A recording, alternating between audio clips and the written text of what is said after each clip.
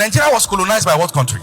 Great Britain. When we were colonized, who was the queen? Queen Elizabeth. She represents the sovereignty of Great Britain. The queen did not have to come to Nigeria to take Nigeria. The queen sent a man described as the governor general. When this man stands here, he represents everything the queen represents. When you say thy kingdom come, it is not God having to come down. It is me who embodies the constitution stepping down. Meaning that the kingdom of God can't be felt until there's a man who can embody it. The kingdom can't be seen until there's a man who knows the constitution, who knows the culture, who knows the agenda. We are speaking English because Great Britain came.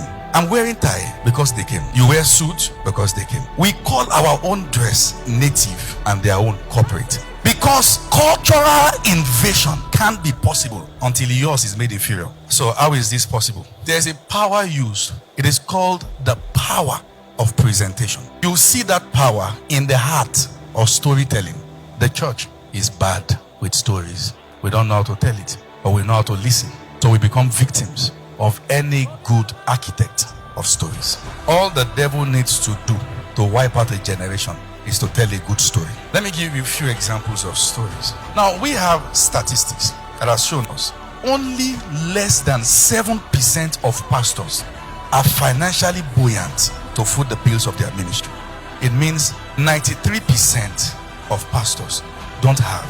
More than 80% of pastors' wives believe that the ministry has destroyed their homes. More than 80% of pastors' children believe that their father would have been a better man if not for ministry. This is the true story of ministry. What is the projected story? Pastors are big men, members are poor. When people do things that damage their life, they are not fools. But when you advance the cause of the kingdom, you must be a fool. Fantastic story. You don't fight such story with emotions. The church needs to learn what is called counter-propaganda strategies. That's where we are weak. Are you aware that there is a grand plan to demonetize the church? And nobody can demonetize the church. Jesus said, I will build my church. The gate of hell can... Shh, you don't know history. It can happen. The revival in Nigeria can never die because Nigeria is the firstborn of God in Africa. God has many sons. And sometimes firstborn can be useless. The 7 churches that John sent those letters to, they are no longer in existence. Including the one Jesus commended. Turkey was once the hub of revival. Check what is happening in South Korea. Check what is happening in Europe. In the days of John Wesley, Charles Finley, power of God moved across Europe. Now they're a monument. Nigeria can become a shadow of itself and is heading there. Until the new generation understand how to leave noise and stay in the place of counter-propaganda strategies. That can't happen if you are not loud. The end-time church must fight. It is a war.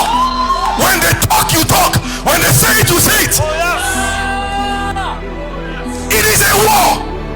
When they say it in the air, our silence means that is the narrative. The church must speak.